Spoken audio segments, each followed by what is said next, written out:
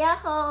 ー、皆さんこんにちは、くみです。今回の動画も見に来てくれてありがとうございます。今回は私のポッドキャストエピソード20撮っていきたいと思います。はい、今日の日付は9月の8日です。9月8日の月曜日にこのポッドキャストを撮っています。みんな今週どうだった？はい、今ね、もう9月なんですけど、まだまだめっちゃ日本は暑いです。はい。日本ってその春夏秋冬があるじゃないですか。春夏秋冬っていうのは春夏秋冬のことです。四季があるとか春夏秋冬があるって言うんですけど、その春夏秋冬分け方がだいたい3月から5月が春。で、6月から8月が夏。で、9月から11月が秋。で、12月から2月が冬っていう風に3ヶ月ごとにね、春、夏、秋、冬っていう風に分けられているんですけど、今はやっぱり地球温暖化がすごく進んでいて、全然9月も暑いですね。全然秋じゃない。全然夏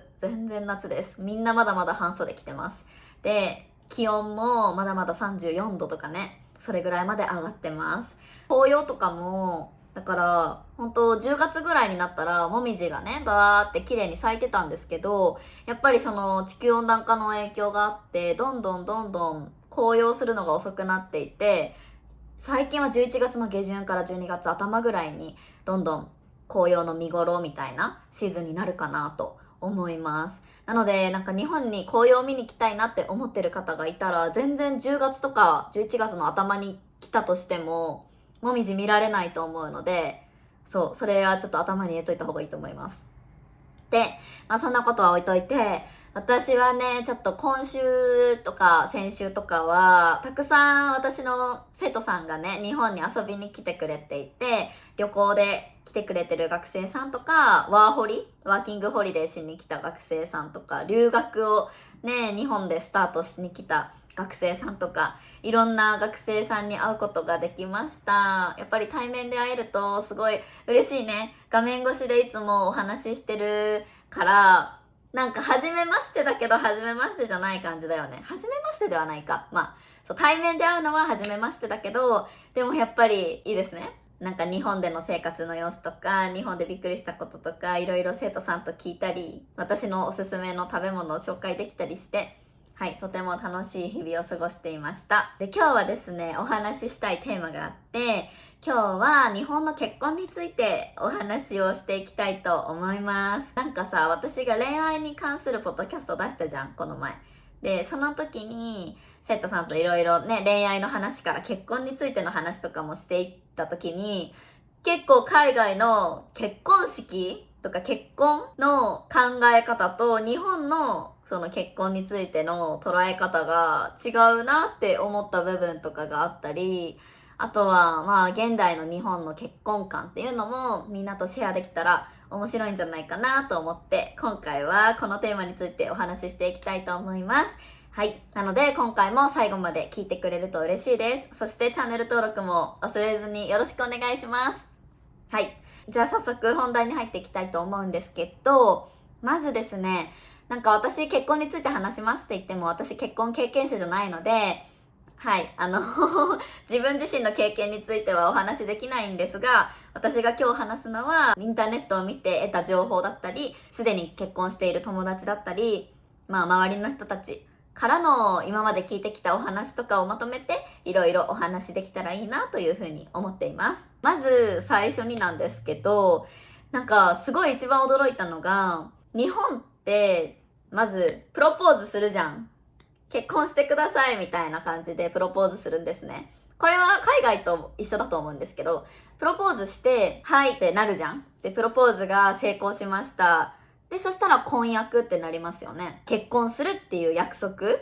をした状態のことを婚約って言いますね。でその婚約の期間についてなんですけど、海外では結構婚約の期間がめっちゃ長いなって思いました。で2年間とか3年間とかエンゲージメントしてますみたいな。でフィアンセっていう状態が続くのが一般的だと思うんですけど、日本はそんなことはなくて、プロポーズして婚約して結構すぐに入籍するんですね。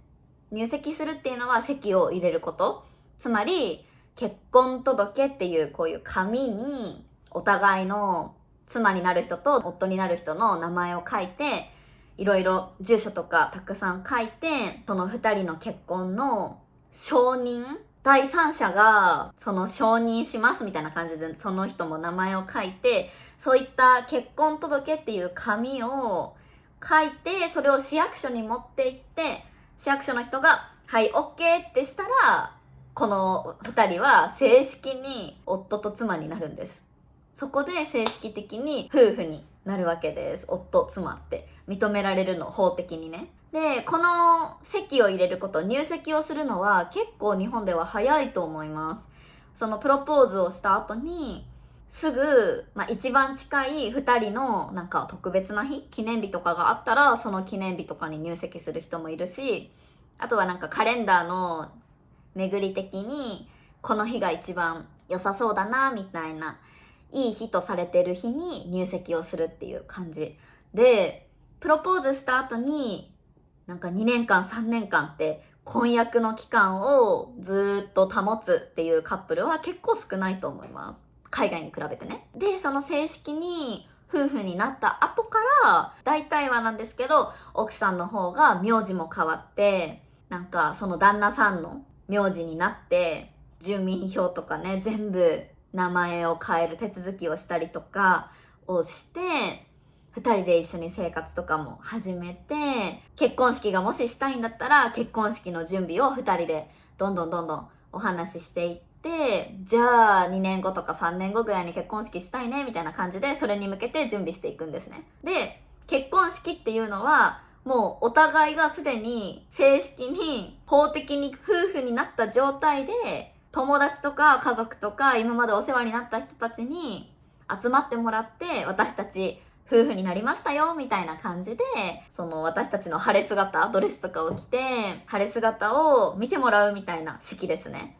そうだから別に結婚式の時に正式に2人は夫婦になるっていうわけではないです。もう日本では結婚式をする時はすでに夫婦の状態です。夫と妻っていう状態です。はい。これが海外では全然違いますよね。海外ではどっちかというと、プロポーズをして婚約して2年間とか3年間とかエンゲージメントの期間があって、その間に結婚式の準備とかいろいろして、で結婚式をする時にやっと夫婦になるっていう感じだよね。その日に正式に法的に夫と妻になりますみたいな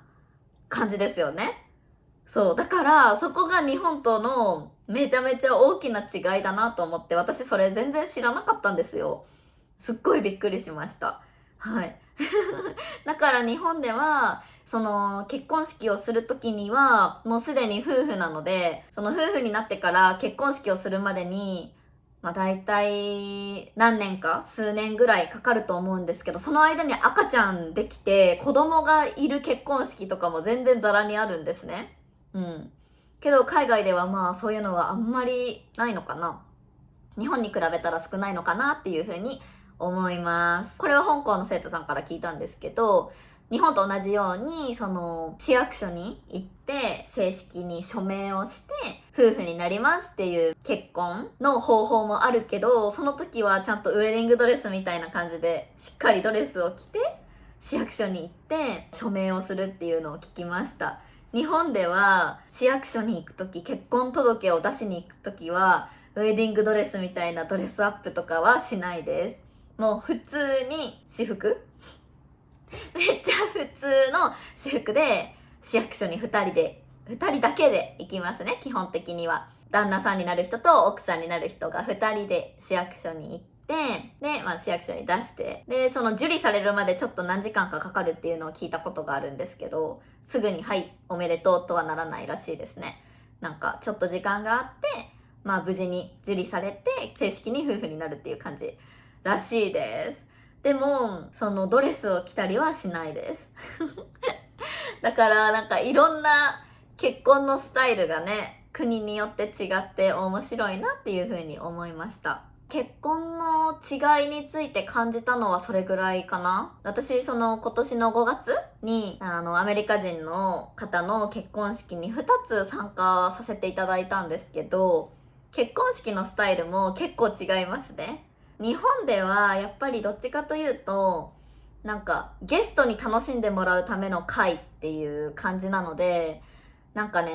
ゲストと一緒にゲームをしたりとか、それこそ、ドレスの色当てクイズみたいな感じで、新婦さんのドレス何色かをみんなで当てるゲームをしたりとか、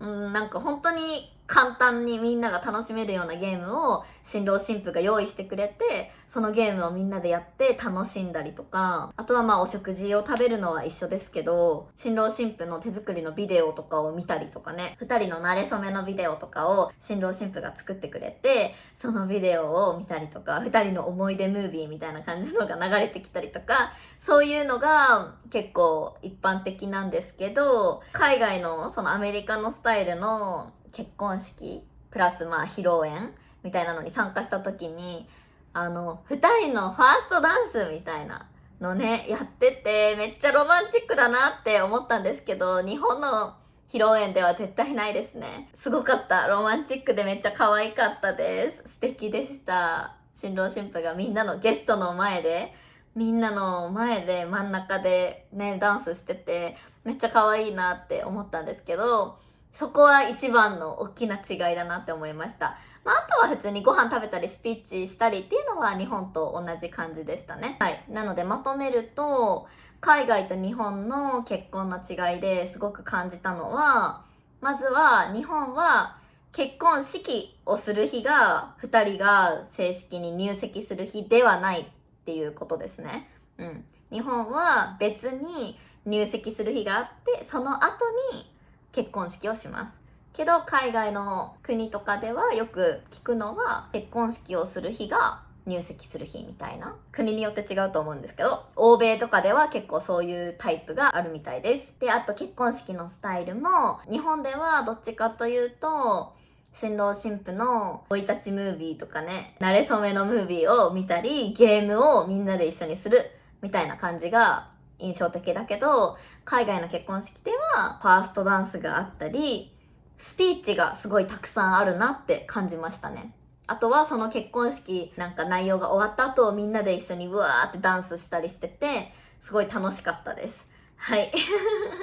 そんな感じ。はい。これらが海外と日本の結婚の違いですごく私が感じたところでした。で、これからはその日本のじゃあ現在の結婚観とかね、どんな感じなんだっていうのをお話ししていきたいんですけど、今やっぱり日本も結婚ってどんどん晩婚化が進んでるんですね。晩婚化っていうのは結婚する年齢がどんどん遅くなっていくことを晩婚化っていう風に言うんですけど、今調べた感じだと、まず平均の初婚年齢っていうのはその初めて結婚する年齢ですねの平均がだいたい男性が31歳女性が29歳くらいなんですね。けど中央値っていうのは一番多くの人が結婚する年齢のことです。中央値と平均値はちょっと違いますよね。で、その中央値でいくと一番多いのは男性が28歳から29歳、女性が27歳から28歳で結婚する人が一番多いみたいです。はい。どうでしょうか？皆さんの国の平均値とか、中央値と日本の平均値、中央値、どうでしょうか？日本は本当にどんどん結婚の年齢が遅くなってるんですけど、だとしても結構さ、27歳、28歳、女性だったらね、27歳、28歳で結婚する人が一番多いみたいなんですけど、他の国に比べたら早い方なんじゃないかな、どうだろう、と予想してます。なんか最近では結構30代で結婚する人が海外とかでは多いんじゃないかなと私は思うんですけど、どうですか？やっぱりこれって地域差とかもあって、田舎の県の方がやっぱり結婚する年齢はどんどん早いし、東京とか都会に行くと都会の人ほどどんどん結婚する年齢って高くなってる、遅くなってる感じはしますね。で、あとはやっぱりその晩婚化とか言われてるんですけど、原因として言われるのはやっぱ女性がどんどんどんどん社会進出をしていってる。高学歴な女性とかもどんどん増えてきて、昔はやっぱり男性が稼いで女性が家を守るみたいなのが日本の一般的な考え方っていう感じでしたけど、全然今はね、いろんな価値観が増えてきて、女性もどんどんどんどん高学歴な女性が増えてきてるし、その結果どんどんどんどん社会進出して仕事をバリバリ働いてる女性も増えてきてるし、っていうことで結婚っていう選択をする人もいるけど、しないっていう選択をする人も増えてきてるわけですよね。で、今までは家族が欲しいとか子供が欲しいってなったら、じゃあ結婚しましょうっていうのが当たり前だったんですけど、最近では家族とか子供を作るイコール結婚するではなくなってきたんですよね。例えば日本の女性のインフルエンサーとかもパートナーと子供ができました。でも私たちはあえて入籍する、結婚するっていうことはしませんっていうね、報告をする人とかも結構いて、そうそうそう。だから、子供を持つイコール結婚するではなくなってきてるんですよね。いろんな価値観がやっぱり増えてきて、いろんな選択肢が増えてきた今だから、必ずしも絶対に結婚をしないと子供を持てないかっていうとそうでもないしっていう感じですね。皆さんの国ではどうでしょうか。やっぱり少子高齢化っていう風に言われてるので、どんどんどんどん子供の数は少なくなっているんですが、そういう選択肢が広がることはいいことだなと思いますね、私は。別に人それぞれの自由だと思うし、なんかね、絶対子供を持ちたかったら絶対結婚しないといけないっていうルール、それが当たり前って押し付ける必要はないのかなっていうふうに思いますね。だから子供少ないんだし、子供をね、どんどんどんどんそうやって持つっていう選択があるんだったら、それはサポートしていけるといいんじゃないかなって思いますね。他にもその晩婚化の原因としては経済ですよね。日本の経済とか世界的な経済とかの状況的に、日本はよく言われますけど、収入、所得は全然前と変わってないのに、消費税とか税金とかがどんどんどんどん高くなってるんですよね。で、そんな状況で子供を作るなんて無理だよって、そんな状況で子供なんて育てられないよって思う若者が増えてますね。だからやっぱり簡単に子供を産む、子供を作る、家族を作るっていう選択が昔ほどできなくなってきた。で、結婚っていうのをしなくなってきたっていう人もいると思います。価値観がね、どんどんどんどん変わってますね。はい。別に結婚しても結婚しなくてもいいし、結婚しなくても別にパートナーを作って、パートナーと子供ができて一緒に暮らすことはできるし、だからすごく日本で流行ったキャッチフレーズがあって、なんかゼクシーっていう会社のね、このゼクシーっていう会社は結婚についての情報を取り扱ってる会社で、日本の、結婚式場についてだったり、婚約指輪とかその結婚指輪とか指輪についての情報だったりとか、いろんなこと、結婚に関するいろんなことを勉強できる情報誌みたいなのがあるんですけど、そのゼクシーの CM ですっごい流行ったキャッチコピーがあって、でそれが結婚しなくてもいい時代にそれでもあなたと結婚したいと思ったみたいなセリフが CM で使われたんですね。でそれがすごいバズって、そう確かに結婚イコール義務みたいな、絶対しないといけないものっていう考え方だったけど、今はそういうね価値観じゃなくなって、別に結婚はしなくてもいい。だけどそれでも私はあなたと結婚したいって思ったっていうね、なんか考え方がすごい社会の大反響を得て、めっちゃバズってましたね。今でも結構よく見るかも。結婚別にしなくてもしてもパートナーと一緒に暮らすことはできるし、幸せの形って人それぞれだし、だけど結婚をしたいって思うのか、結婚はしないって思うのか、子供は持つのか、子供は持たないのかとかね、そういういろんな考えが、いろんな価値観がね、ある時代ですね。はい。なんか、そんな中でも、結婚したいって思うことの気持ちはすごく尊いというか、素敵な気持ちだなって私は思うし、私自身の個人的な考えではいつか私は絶対結婚したいなって思ってるんですけど、まだやったことないからわかんないですけどね。きっと大変なこともあると思うし、手続きとかもすごく大変そうだし、いろいろあると思うんですけど、結婚がゴールじゃないしね。結婚したところで、それがゴールじゃなくて、そこからが2人の生活のね、いろいろ始まりだと思うので、大変だとは思うんですけど、皆さんはどう思いますか？いつか結婚したいなとか、みんな考えますか？それとももう結婚してるよっていう人は、どうですか？なんか結婚してよかったなって思ったエピソードとかがあったら聞かせてほしいです。ぜひ。